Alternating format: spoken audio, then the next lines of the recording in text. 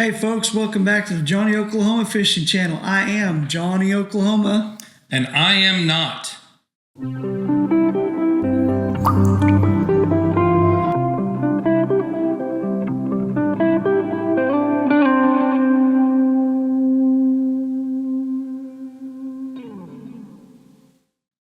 Today is step 5 in our 5-step series of the beginning fishing.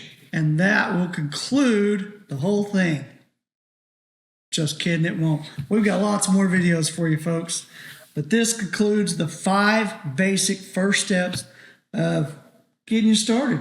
Yeah. Giving you an idea of what we do. Hopefully after watching these 5 videos, you're going to be able to talk to your father-in-law because he's been thinking you're a dweeb because you don't do anything outdoors and you're just married his daughter and he doesn't really like you yet. Well, you come in, you're able to speak to him about the different kinds of fishing line and why you prefer this one over this one. And he's going to go, whoa, hey, there's depth I didn't know there. So today we are going to talk about fishing line. That's right.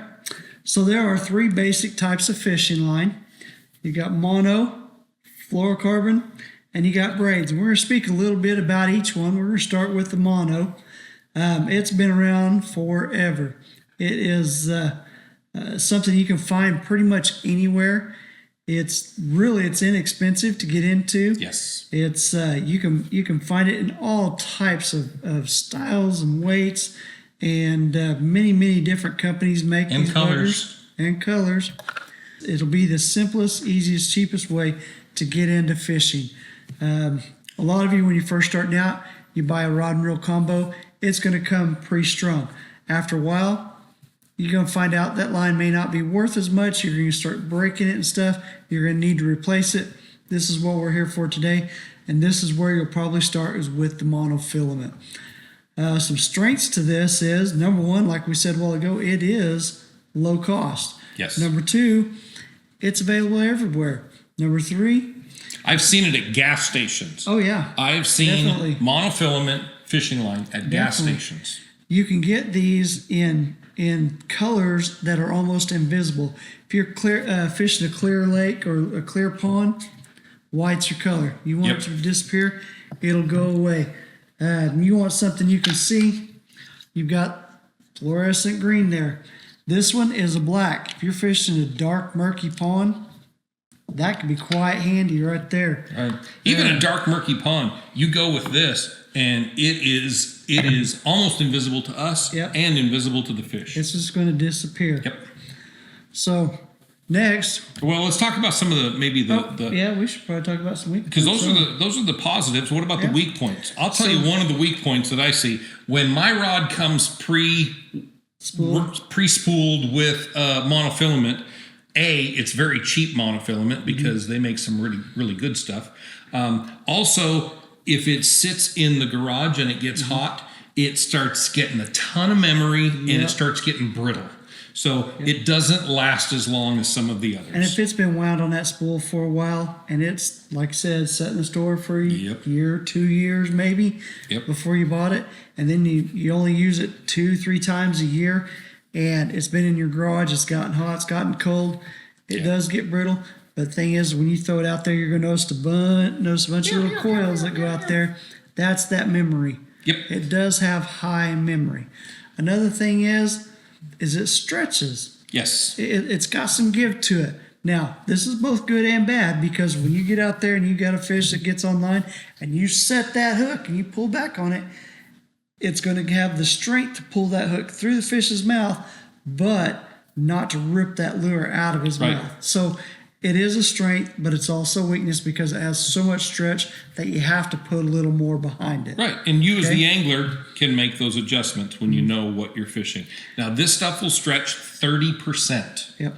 It's not going to last as long because it is a lower grade line, but a lot of people use it. Matter of fact, I do. That's what I put on all mine. One of the things, and you think that the pros are going to step up. Well, there's really not a step up. It's what you like. One of the things about monofilament line is it floats.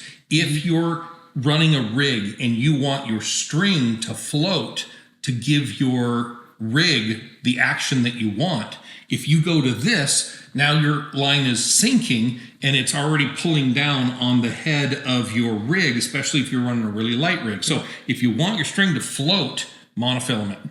That's right. Monofilament's way to go. And one is not better. It's just different. Like I said, I'm running this rig. Preference. I do this. Yep. I'm running this rig. I run this. So that is our monofilament. Now let's go up. It's the same nylon base core, but it's pressed together way tighter to make what we have as fluorocarbon. Fluorocarbon's really good stuff. It's a little more expensive than the monofilament, but it lasts a lot longer and it has a lot less memory in it. It does have a stretch value to it. The stretch value on this is only about 20%, though. We're up to 20%. And once again, depending on brands and styles and weights and stuff like that. But a lot of the pros like the fluorocarbon, especially when you get out on big water. Yes. And you get a friend that's got a boat and he wants to take you out and you're out in the middle and those fish are down 14, 15, 16 feet. Fluorocarbon's a great way to go. It's just perfect for that. When you get down there like that and you get out in the middle, those fish are usually a little bit bigger, a little bit heavier. And man, this stuff will really do the job for you. Like I said, it's got low memory, so when you cast out there, it's going to lay straight almost right out of the box every time, and it's going to stay that way for a lot longer than the monofilament will. A couple other things is because it's very similar in its compound, it's just a lot more dense. You're going to see that when you get the same color, you get your what looks to be white. This is going to be almost invisible, both to you and to the fish. That gets under the water and you just don't see it. They also come with a lot of different coatings that help cut through the water a little better, and your different brand's going to have different things like that. And you can get a little bit more into that. We're not going to talk to that totally now, but let's go over to braided line. That's right. Braided line is completely different. It doesn't act like either of these, and braided line, you got to think of it as a rope. You're taking individual strands of string and you're weaving them together to make one fishing line. It started out, there were 4 individual pieces of string woven together, and they went, wow, well, with our computers and stuff and with our machines, we can do 8. So you're going to see when you go shopping, you're going to see 4X, and that means there's 4 pieces of string together to make one line. Then you're going to see the 8s, and the 8s are a little bit more flexible or a little bit thinner for the amount of test. So a 20-pound is going to be way thinner than either of these 2 lines and thinner than the 4. Then they're getting crazy. We just bought this and we've been testing it the last couple of weeks. This is 24. There are 24 individual strands all woven together to make one fishing line. This is very flexible, very thin. This is 22-pound test, and it's about the same thickness as a 4-pound or 6-pound test of your monofilament. It is that thin, and it will tough. Not break. You'll cut your finger off before you break that. That stuff is tough. It is. And, the cool thing about this is if you're fishing out in that big open water and you're fishing for big fish, you're using big baits, you don't want a big, thick, heavy line standing out that the fish can see. That's the beauty of the braid. I do run some braided line on my rods and reels. It usually is going to be on my spin cast reels. I'm fishing for something specific, and I'm looking for it, and it's going to be down in something heavy, and I want to be able to pull it out of something heavy, some really heavy grass, maybe from way down deep, and it's going to be a long fight. Yep. Man, braid is going to come in really handy there. Yes. Now, something else we want to talk about with all of these is color. Yes. So you're not going to get a clear that's going to be clear in blue water and clear in green water and clear in completely crystal water. Here, you kind of have to pick the color that you're going to go for. Now, here where we're at, this is my favorite color.